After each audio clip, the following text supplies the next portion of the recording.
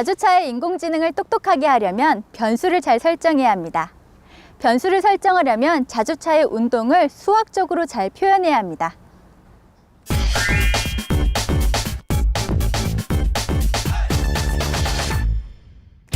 여러분 안녕하세요. 하나고등학교 수학교사 김미주입니다.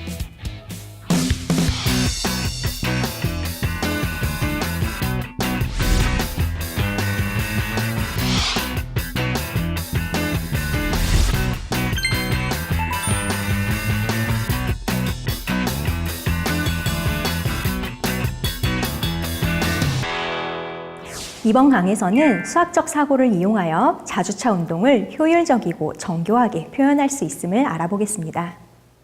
수학자와 프로그래머의 공통점 중 하나는 간결함을 중시한다는 것입니다. 수학에서는 문제를 해결하거나 정리를 증명할 때 복잡한 과정을 거치지 않고 간결한 몇 줄로 내용을 설명하는 것을 세련된 것으로 봅니다. 코딩에서도 괄호 하나 닫혀 있지 않은 것으로 오류가 발생하기도 하죠. 그런데 오류를 수정할 때 같은 내용을 복사하고 붙여넣는 것은 시간 낭비를 초래할 수 있습니다. 따라서 코딩도 보다 간결하게 작성하는 것이 좋겠습니다. 이를 위하여 우리는 변수, 조건문, 함수 등을 활용하여 보다 간결한 코드를 작성하게 됩니다. 또한 수학적 사실을 활용하여 자주차의 운동을 좀 더 정교하게 나타낼 수 있습니다. 다음 식과 문장을 비교해 봅시다. 1차 방정식 x 더하기 3은 5를 풀어라 와 어떤 수가 있는데 그 수에 3을 더하면 5가 된다. 어떤 수는 얼마인가? 자, 어떤 것이 더 이해하기 쉬우신가요? 여러분은 어느 정도 수학에서의 변수 사용에 익숙해진 상황이기 때문에 첫 번째 식이 더 효율적이라는 것에 공감하리라고 생각합니다. 변수라는 개념을 잘 모르는 초등학생에게는 물론 두 번째 문장이 더 쉬울 수 있겠죠. 여러분에게 첫 번째 식이 더 이해하기 좋게 느껴지는 이유는 무엇일까요? 변수의 사용은 문제의 표현이나 풀이를 간결하게 할 수 있도록 하기 때문이겠죠. 수학에서의 변수는 지금 살펴본 예와 같이 방정식에서의 미지수, 도형이나 일반화된 법칙을 나타내는 문자, 함수에서 변하는 대상, 어떤 집합에 속하는 임의의 원소 등 다양한 양상으로 나타납니다. 이것들은 결국 무언가를 대신하는 자리지기의 개념으로 통합될 수 있습니다. 프로그래밍에서의 변수도 비슷한 역할을 합니다. 변수는 무언가를 안전하게 보관했다가 필요할 때 쉽게 다시 활용할 수 있는 보관함, 무언가를 담거나 옮길 수 있는 양동이, 여기에 정보를 써놓으세요 라고 적힌 포스트잇 등으로 비교할 수 있습니다. 즉, 변수는 데이터가 저장되는 컴퓨터의 특정 위치를 가리키는 명명된 지시자라고 할 수 있습니다. 다음의 예를 같이 생각해 볼까요? 파이썬으로 두 변의 길이가 주어진 직각삼각형에서 나머지 한 변의 길이를 구하기 위한 코드를 작성하고자 합니다. 이때 어떤 변수를 선언해야 할까요?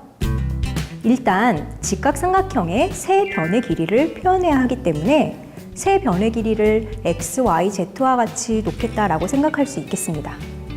그런데 이때 주어진 두 변의 길이가 빗변, 밑변, 높이 중 어떤 것인지를 모르죠? 따라서 빗변, 밑변, 높이를 준 변수로 구분한 후에 빗변, 밑변, 높이를 변수로 포함하는 함수를 정의하고 우리가 구하고자 하는 나머지 한 변을 변수 x로 지정한 후 빗변, 밑변, 높이 중 어떤 두 변이 주어져 있는지에 따라서 x를 찾는 식을 달리할 수 있습니다. 우리 자주차 맥락에서 생각해 볼까요? 자주차에서 그리드 데이터를 다룰 때 다음과 같이 각 격자점을 변수로 선언하는 것의 장점은 무엇일까요? 이렇게 변수를 사용하면 전체 창에서 자주차의 상대적인 위치를 표현하기에 효율적입니다. 자주차의 위치를 일일이 수치화하는 것이 아니라 전체의 그리드의 크기에 대비하여 위치를 표현하기 때문에 추후 창의 크기를 다르게 지정하더라도 지금 사용한 코드를 어느 정도 유지할 수 있는 것이죠. 프로그램은 기본적으로 위에서 아래로 순차적으로 실행됩니다. 그런데 프로그램을 작성하다 보면 상황에 따라 실행하는 문장이 달라지도록 해야 하는 경우가 있습니다. 앞에서 예로 살펴보았던 직각삼각형의 문제에서도 주어진 두 변 중 빗변이 있는가에 따라 문제 해결의 방법 자체가 달랐었죠. 수학에서 절대값 기호를 포함한 부등식 문제를 풀 때에도 절대값 기호하는 식의 범위가 0 이상인지 미만인지로 변수의 범위를 나누어 풀이하는 것과 같이 생각할 수도 있고요. 수학 문제에서도 조건에 따라 문제 풀이 방법이 달라지듯이 프로그램에서도 조건에 따라 실행하는 문장이 달라지는 경우가 있는 것입니다. 이때 조건문을 적절히 활용하면 조건에 따른 문장의 실행 여부를 제어할 수 있게 됩니다.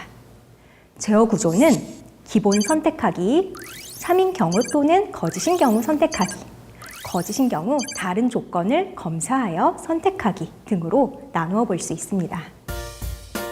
먼저 기본 선택하기의 경우 if를 사용하여 if문 내의 조건이 true이면 문장 또는 블록을 실행하고 그렇지 않으면 건너뛰게 됩니다.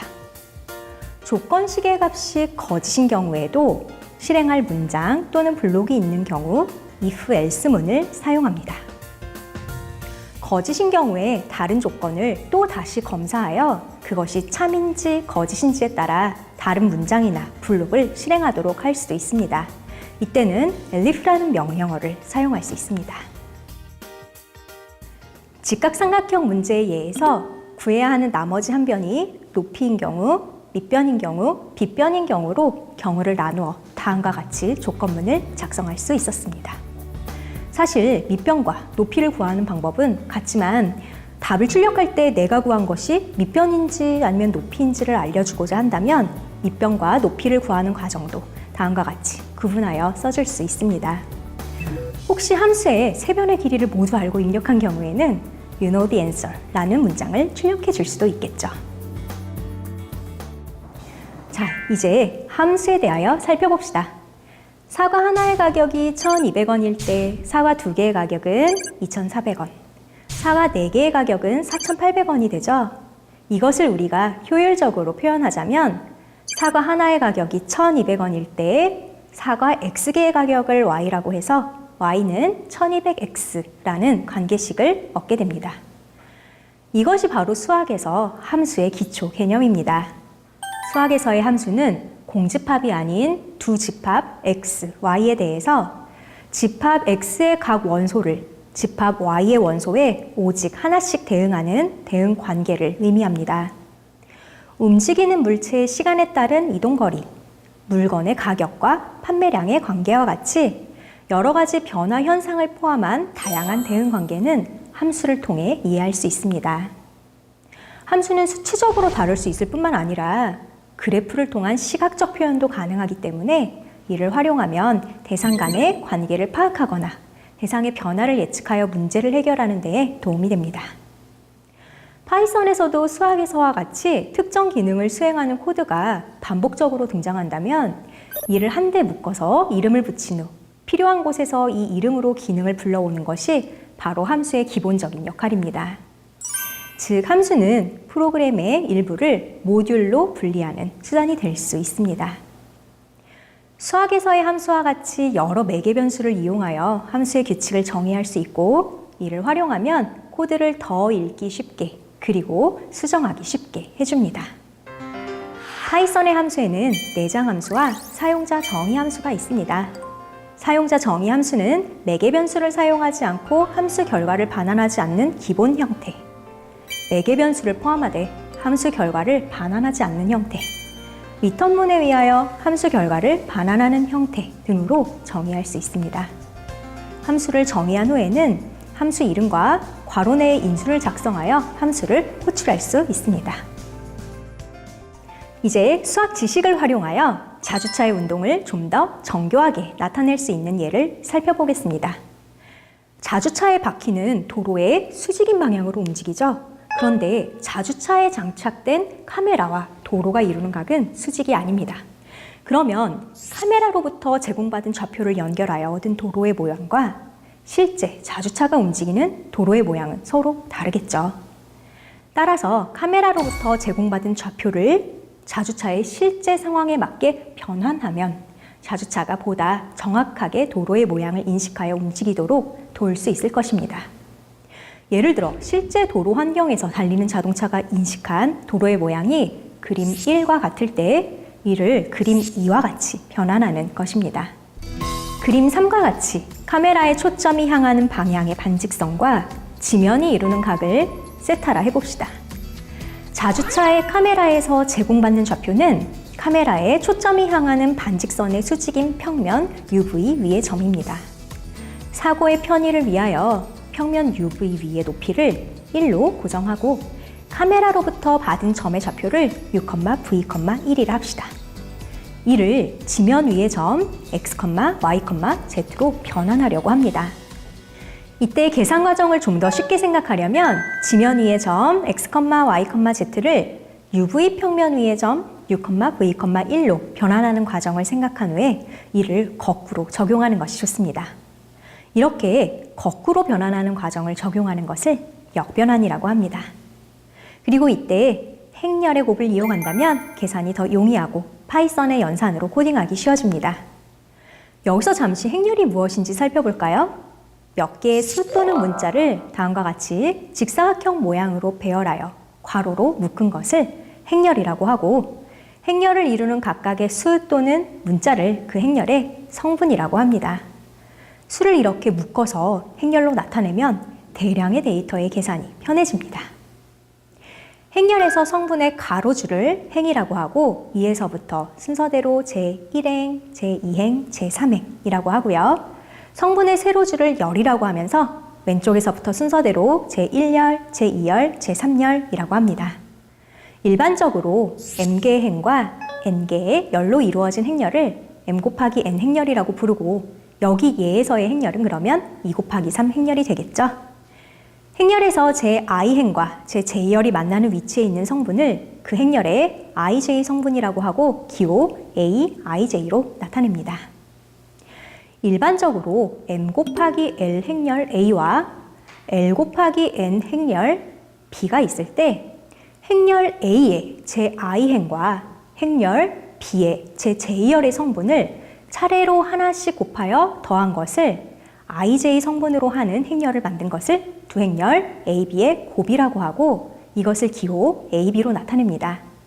이때 AB는 M 곱하기 N 행렬이 됩니다. 자, 그럼 이제 우리의 예로 돌아와서요. UV 평면 위의 점과 지면 위의 점을 각각 3 곱하기 1, 4 곱하기 1 행렬로 나타낸 것. 그것을 UV1로 하고 그리고 4 곱하기 1 행렬을 XYZ1이라고 쓴 다음에 관계식을 살펴본다면 UV1은 KTR이라는 행렬과 XYZ1이라는 것을 곱한 것과 같아지게 됩니다. KTR이 무엇인지 뒤에서 잠시 살펴보도록 할게요. 자, 여기서 갑자기 XYZ의 1이라는 것이 들어왔죠? 행렬의 곱이 잘 정의되도록 하기 위하여 지면 위의 점에 1이라는 성분을 추가하였습니다. 자, 그러면 행렬 KTR에 대해 하나씩 살펴보겠습니다. R은 회전 변환입니다. 근데 잠시 회전 변환이 무엇인지 알아보겠습니다. 회전 변환이란 좌표 평면 위에서 임의의 점을 원점을 중심으로 각의 크기 세타만큼 회전한 점으로 옮기는 것을 의미합니다. 그림과 같이 점 P, X, Y가 원점 O를 중심으로 각의 크기 세타만큼 회전한 점을 P, X', Y'이라 합시다. 또 두 점 Q, X, 0, R, 0, Y가 원점 O를 중심으로 각의 크기 세타만큼 회전한 점을 각각 Q', R'이라고 하면 Q'은 X 코사인 세타, X 사인 세타, R'은 Y 코사인의 2분의 파이 더하기 세타, Y 사인 2분의 파이 더하기 세타. 즉 이것을 우리 각 변환하는 것을 이용해서 바꾸면 R'이 마이너스 Y 사인 세타, Y 코사인 세타가 된다라고 할 수 있습니다. 그런데 직사각형 OQ', P', R'에서 성분 OP'의 중점과 성분 Q', R'의 중점은 일치하게 되죠. 이것을 이용해서 X', Y'을 구해본다면 X'은 X 코사인 세타 빼기 Y 사인 세타 그리고 Y'은 X 사인 세타 더하기 Y 코사인 세타가 됩니다. 자, 그래서 원점을 중심으로 각의 크기 세타만큼 회전하는 회전 변환을 이제 행렬의 곱으로 나타낸다면 다음과 같이 나타낼 수 있겠습니다.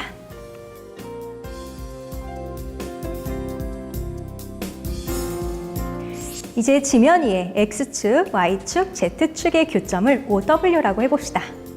다음과 같이 나타낼 수 있는 행렬 R은 그러면 점 Y, Z를 OW를 중심으로 세타만큼 회전 변환하게 됩니다. 이제 다음과 같은 행렬 T를 곱하면 회전 변환된 Z의 좌표를 마이너스 사인 세타분의 H만큼 평행 이동하게 됩니다.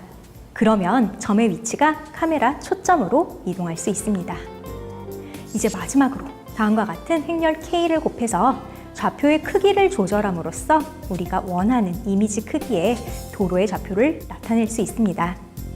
행렬 K에서 F는 카메라의 초점 거리, S는 픽셀의 기울어진 개수, KU 곱하기 KV는 픽셀 화성비를 의미합니다. 자, 그러면 픽셀의 기울어진 개수가 뭔지 살펴볼까요? 각 픽셀에서 FI가 Y축 방향의 초점 거리, 알파가 Y축과 픽셀 세로변이 이루는 예각의 크기일 때 픽셀의 기울어진 개수 S는 FI와 탄젠트 알파를 곱한 값으로 얻어집니다. 이렇게 UV 평면 위의 점 UV1과 지면 위의 점 XYZ1 사이의 관계를 얻으면 U,V를 X,Y를 이용하여 나타낼 수 있고 이를 다시 거꾸로 표현하여 UV가 주어져 있을 때의 XY의 값들을 구할 수 있게 되는 것입니다. 그러면 수직 방향으로 내려다본 도로의 모양을 얻어서 자주차의 움직임을 더욱 정교하게 표현할 수 있게 됩니다.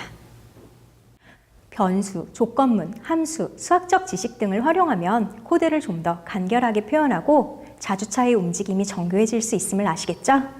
자, 자신이 작성한 코드를 다시 읽어보고 변수, 조건문, 함수, 수학적 지식 등을 활용하여 더 간결하고 정교하게 자주차의 운동을 나타낼 수 있는 방법이 있을지 생각해 봅시다.